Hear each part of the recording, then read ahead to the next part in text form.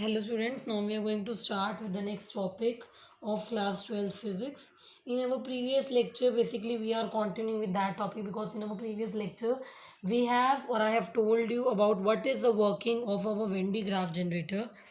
I am again repeating in our previous lecture, in our previous video, I have told you the working of our Venn diagram generator, and in today's lecture firstly we are going to write down the working related to it, as it is one of the very important topic, that what is Venn diagram generator, the principle, the construction and the working, because if it came in exam you need to write all three of them, whether that's construction, principle or working.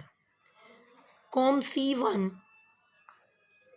gain the positive charge from battery, and this positive charge move with belt in the upward direction, and therefore when it reaches in front of belt C2, or in front of basically com C2, an equal and opposite charge will be induced.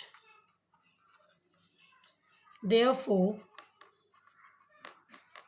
the negative charge will be neutralized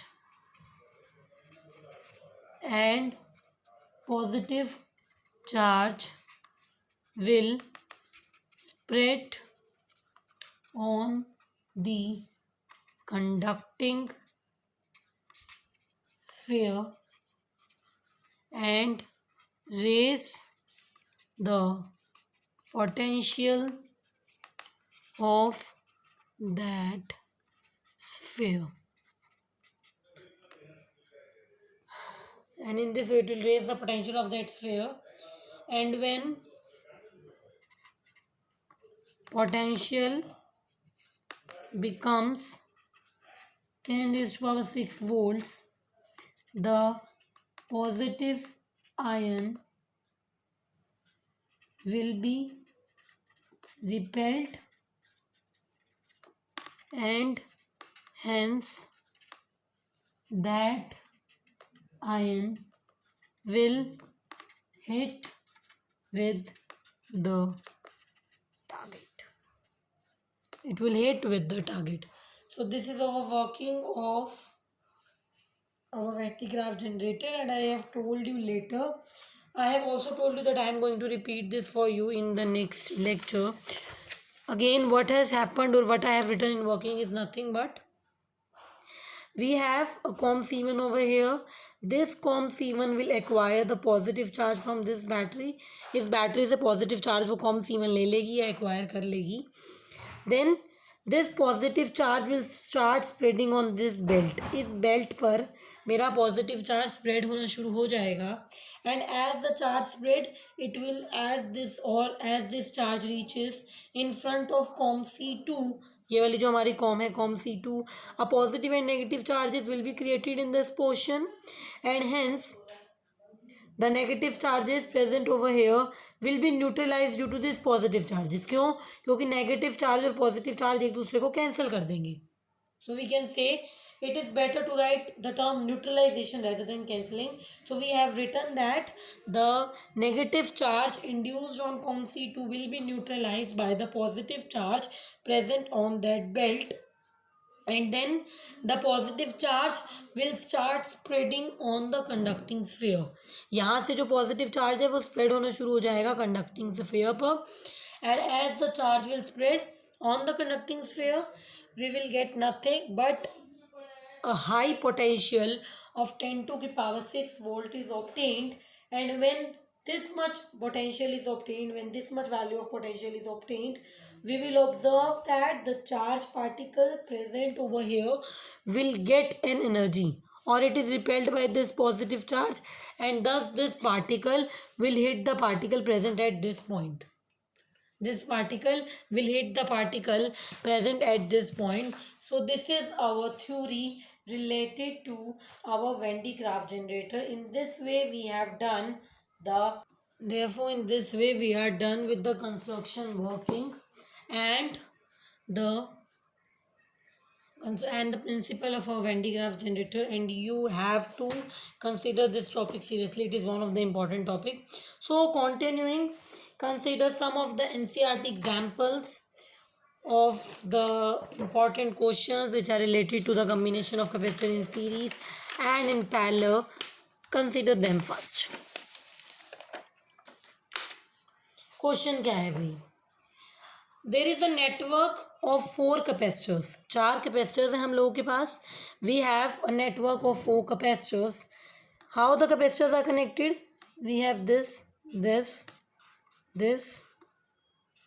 and this one. We have these 4 capacitors, and these capacitors are connected to 500 volts of voltage, or they are connected to 500 volts power supply. And suppose this is our C1, C2, C3 and C4 respectively. So and the value of the capacitance related to them is कि जो C1, C2, C3 और C4 की जो values हैं, that is given to you, that is equal to 10 microfarad. It is 2.9 example of our NCERT exercise. It is one of the, okay, remaining questions are good. You should look for the NCERT questions also. लीजिए, refer कीजिए, पढ़िए, आ जाएंगे, इतने difficult नहीं है. I am also considering the NCERT question step by step. So we have the 4 capacitance C1, C2, C3, C4, and the values related to those are 10 microfarad respectively, and they are connected to 500 volts battery. So the question given to you is, you have to determine, the question given to you is nothing but you have to, question given to you is you have to first determine the equivalent capacitance of that circuit, कि इस circuit का equivalent capacitance कितना होगा. सबसे पहले आप लोगों को ये निकालना है. इक्विवेलेंट कैपेसिटेंस पता होने के लिए इम्पॉर्टेंट है ये जानना कि कौन से कैपेसिटर सीरीज में हैं और कौन से कैपेसिटर्स पैरेलल में कनेक्टेड हैं. Which capacitors are connected in series and which capacitors are connected in parallel, because we know the formula of equivalent capacitance when the connection is in series and simultaneously when the connection is in parallel. So you can observe from here, और by simple आप लोग क्या जानते हैं कि जब हम capacitance को सीरीज में कनेक्ट करते हैं, तो उनमें से जो चार्ज है वो सेम फ्लो करता है. ठीक है, जब हम कैपेसिटर को सीरीज में कनेक्ट करते हैं, then same value of charge is going to flow from them. देखो, साफ सर्किट से साफ पता चल रहा है. पहले जानना सीखो that how we should know that which are connected in series and which are connected in parallel. From circuit you can simply see that कि C4 और ये 500 वोल्ट आपस में पैरेलल में है. यानी कि C4 का जो पैरेलल कम्बिनेशन है, किस कम्बिनेशन में प्रेजेंट है, वो पैरेलल कम्बिनेशन में है. किसके साथ वो देख लेते हैं. C4 हमारा पैरेलल कम्बिनेशन में है. क्यों? क्योंकि वो एग्जैक्टली इस तरीके से मेरी बैटरी के साथ कनेक्टेड है. इस तरीके का कनेक्शन हम लोग पढ़ चुके हैं. ये एक पैरेलल कनेक्शन है, ये एक पैरेलल कम्बिनेशन है. अच्छा, अब C1, C2, C3 बैटरी के साथ सीरीज में कनेक्टेड है या पैरेलल में कनेक्टेड है, ये देखना है. इस तरीके से देखो, यहाँ से वोल्टेज, यहाँ है वोल्टेज, करंट मेरा ऐसे फ्लो करेगा. करंट मेरा इस तरीके से फ्लो करेगा. यानी कि मेरे जो C1, C2 और C3 हैं, ये तीनों कैपेसिटेंस सीरीज में हैं. मेरा जो C1, C2 और C3 है, ये तीनों कैपेसिटेंस मेरे सीरीज में हैं. और इन 3 सीरीज कॉम्बिनेशन का जो आंसर आएगा वो मेरा पैरेलल में कनेक्टेड होगा. किसके साथ? C4 के साथ. अगेन आई एम रिपीटिंग, मेरे जो C1, C2 और C3 ये जो 3 कैपेसिटेंस हैं, ये सीरीज में हैं, और इनकी जो इक्विवेलेंट कैपेसिटेंस आएगी वो पैरेलल में होगी मेरे C4 कैपेसिटेंस के साथ. पहले इक्विवेलेंट कैपेसिटेंस निकाल लेते हैं तीन कैपेसिटेंस की, यानी कि 1/C equivalent is equal to 1/C1 plus 1/C2 plus 1/C3। C कितना है, C1 कितना है, 10 10 10। C इक्विवेलेंट कितना बन गया, 10/3 micro फैरेड्स। C equivalent will take the form or it will take the value equal to 10/3 microfarads। अब C equivalent और C4 आपस में पैरेलल में है, तो हमारा जो टोटल आंसर आएगा, C टोटल जो आएगा, टोटल जो कैपेसिटेंस मेरी सर्किट की है वो क्या होगी, C4 प्लस C इक्विवेलेंट। क्यों, क्योंकि पैरेलल कम्बिनेशन में रिजल्टेंट निकालने के लिए कैपेसिटेंस को ऐड किया जाता है। जनरल है भी, सीरीज में और पैरेलल में आप कौन से फॉर्मूले यूज करते थे कैपेसिटेंस के लिए, वो सब है। तो जो आंसर बन जाएगा वो क्या बन जाएगा, 10/3 plus 10। On solving you will get it equal to 13.3 microfarad. ये आपका फर्स्ट पॉइंट है। नेक्स्ट थिंग इज, ये था क्वेश्चन का फर्स्ट पार्ट की calculate the value of equivalent capacitance. Second part related to this question is calculate the charge on each capacitor।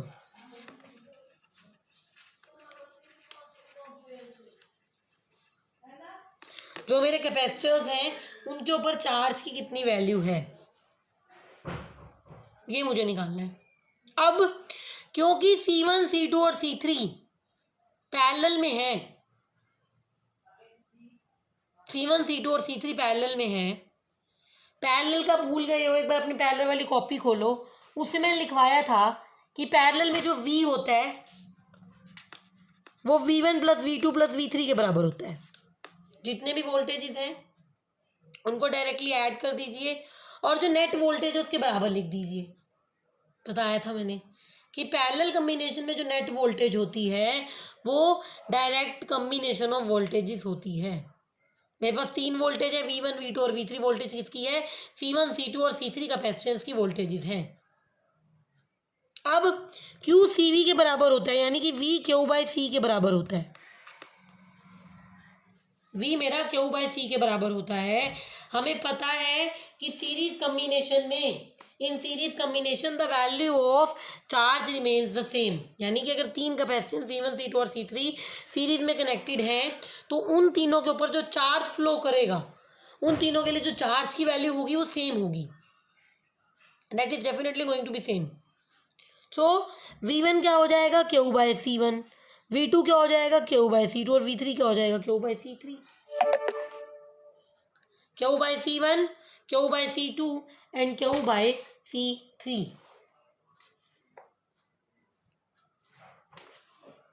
अब C1 C2 C3 की value हम लोग जानते हैं, C1 C2 C3 की वैल्यू हम लोगों को पता है।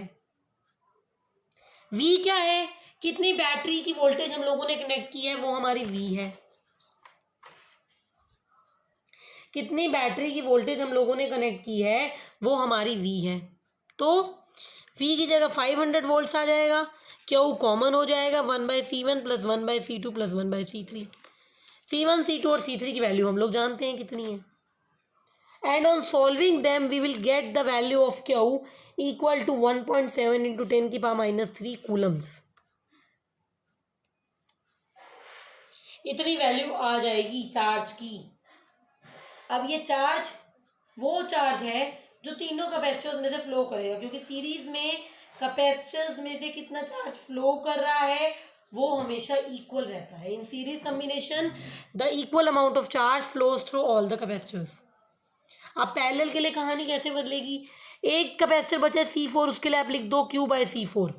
चार्ज की वैल्यू अलग होगी तो Q' ले लो, वो बैटरी की वोल्टेज के डायरेक्टली बराबर होगा क्योंकि पैरेलल कम्बिनेशन है। C4 और 500 वोल्ट्स का पैरेलल कम्बिनेशन है, तो Q' डायरेक्टली आ जाएगा 500 multiply by C4, that is equal to 500 multiply by 10 microfarad and hence equal to 5 into 10⁻³ coulombs. Q' is equal to 500 multiply by 10 multiply by C4, and C4 is equal to 10 microfarads. So Q dash is equal to 5 into 10 की power minus 3 coulombs. In this way we are done with it. As your homework, you have to try yourself more and more examples of related to capacitors. Books नहीं है, जहाँ से try कर सकते हो. अपने आप कम्बिनेशन बना बना के देखो, रिजल्टेंट निकाल निकाल के देखो, प्रैक्टिस करो, आ जाएगा. Thank you. Study at B.